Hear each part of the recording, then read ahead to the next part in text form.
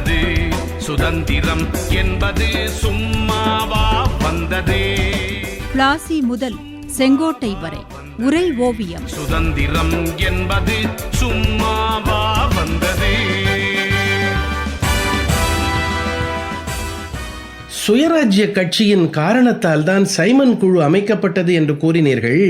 அந்த குழு எந்த வகையில் முக்கியத்துவம் வாய்ந்ததாக இருந்தது தாயே?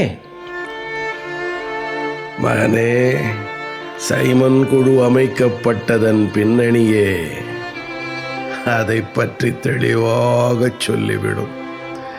ஒத்துழையாமை இயக்கத்தை திடீரென நிறுத்திய பின் பல குழுக்களாக பிரிந்து போயிருந்த காங்கிரஸை ஒருங்கிணைக்கவும் சுயராஜ்யம் பெறுவதற்கான திட்டத்தை தயாரிக்கவும் காந்தி விரும்பினார்.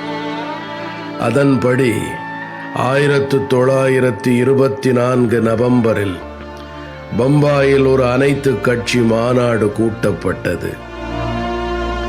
ஜவஹர்லால் நேரு, சுபாஷ் Chandra Bose, S Srinivasa Iyengar, V Sambamurthy, S Satyamurthy ஆகியோர் இந்தியாவுக்கு முழு சுதந்திரம் அளிக்க வேண்டும் என்றார்கள்.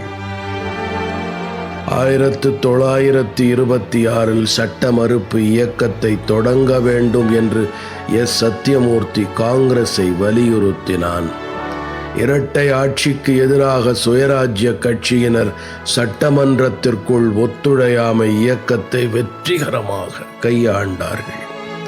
இந்த சூழ்நிலையில்தான் சைமன் குழு அமைக்கப்பட்ட செய்தி வெளியானது. அதற்கு இங்கே ஏற்பட்டிருந்த நெருக்குதல்கள் முக்கிய காரணமாக அமைந்திருந்தது. இந்தியாவில் ஏற்பட்ட மாறுபட்ட அரசியல் சூழ்நிலை பிரிட்டிஷ் பாராளுமன்றத்தை அசைத்து பார்த்தது. காங்கிரசின் இளைய தலைமுறையினர் இந்தியா முழு சுதந்திரம் அடைய வேண்டும் என்று கேட்கத் தொடங்கினார்கள். அதே நேரம் இங்கிலாந்தில் தீவிரவாத தொழிலாளர் இயக்கத்தினர் பெரிதாக பரவி வந்தார்கள்.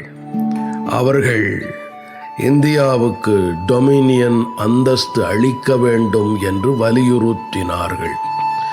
அப்போது நடக்கவிருந்த பொது தேர்தலிலும் தொழிலாளர் கட்சியினர் வெற்றி பெறும் வாய்ப்பு உருவாகி வந்தது.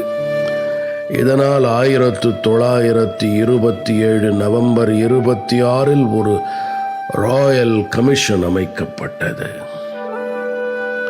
இந்த குழுவின் தலைவராக பிரிட்டிஷ் லிபரல் கட்சியைச் சேர்ந்த ஜான் சைமன் நியமிக்கப்பட்டான்.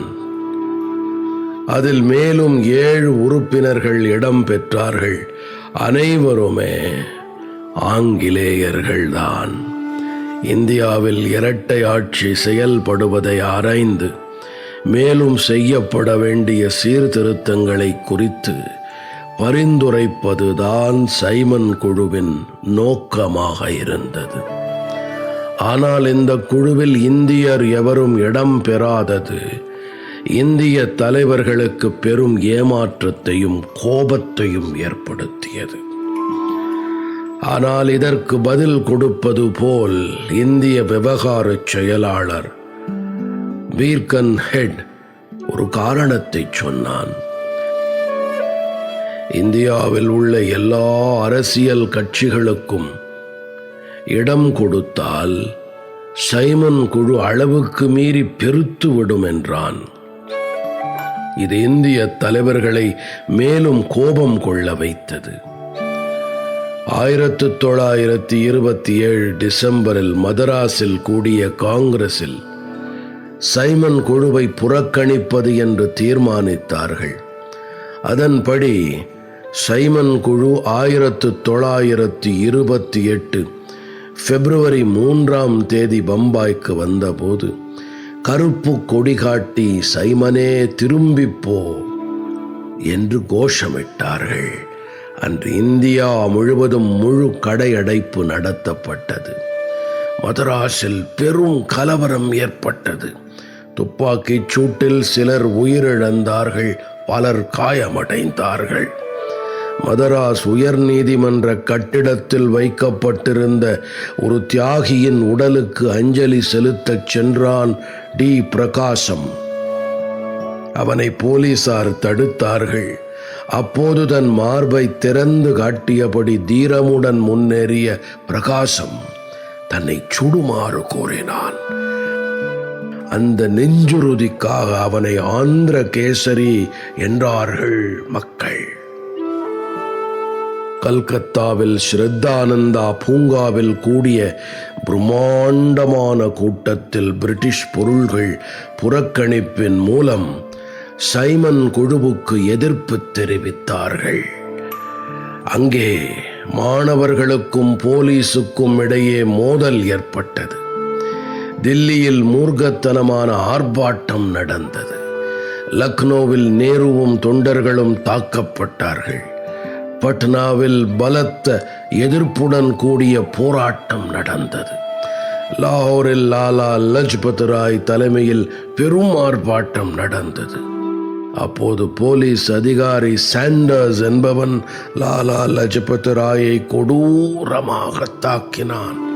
அதுவே 1928 நவம்பர் 17 லாலாவின் மரணத்துக்கும் காரணமாக அமைந்தது.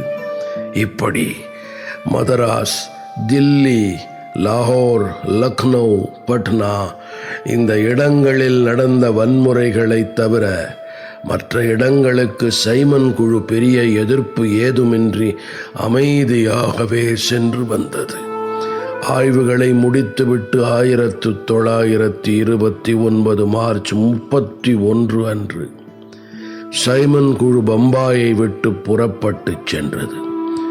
சைமன் குழு அளித்த அறிக்கையில் இடம்பெற்ற அம்சங்களும் அதற்கு மோதிலால் நேரு தலைமையில் அமைந்த குழு அளித்த பதில் அறிக்கையும் அன்று விவாதப் பொருளானது. அது என்ன தெரியுமா?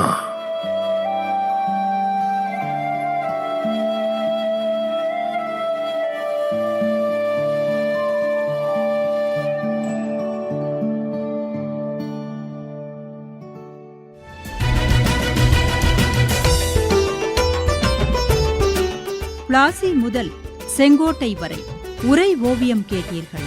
ஆசி கூறி வாழ்த்திடவே அஞ்சிடுவார் பெரியோர், மாசு பேசி மயக்கிடவே முனைந்து நிற்கும் சுற்றம். இருந்த போதும் லட்சியத்தில் வீறு நடை போட்டு இன்னுயிரை தந்தவர்கள் எத்தனையோ எத்தனை.